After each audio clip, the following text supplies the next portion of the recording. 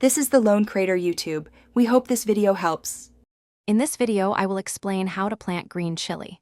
First, let's get those seeds started. Begin by sowing your green chili seeds indoors during late winter or early spring. For successful germination, ensure your soil temperature stays between 23 and 32 degrees Celsius. Plant each seed about 1/2 centimeter deep in fertile potting mixed within a seedling tray.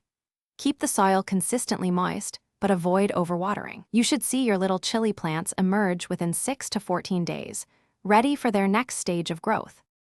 Once your green chili seedlings are 10 to 20 centimeters tall, or have developed 2 to 3 sets of true leaves, they are ready for transplanting.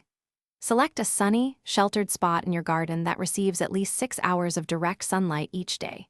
Prepare your soil by ensuring it is well-drained, fertile, and enriched with plenty of compost.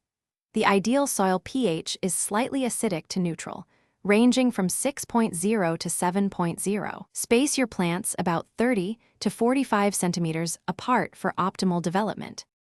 Proper care is crucial for a bountiful green chili harvest.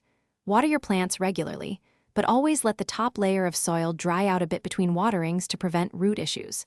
Fertilize your plants about 6 weeks after planting, and then again once you see flowers forming. Start with a balanced fertilizer, then switch to one higher in phosphorus and potassium as fruits develop. Taller varieties may need stakes for support. Remember to shield young plants from harsh winds and intense heat for the best results. Finally, it's time to enjoy the fruits of your labor. Harvest your green chilies when they reach their full size and feel firm. Many varieties are ready about 70 to 85 days after transplanting. For a milder taste, pick them while they are still green. If you prefer more heat, let them ripen on the plant until they change color.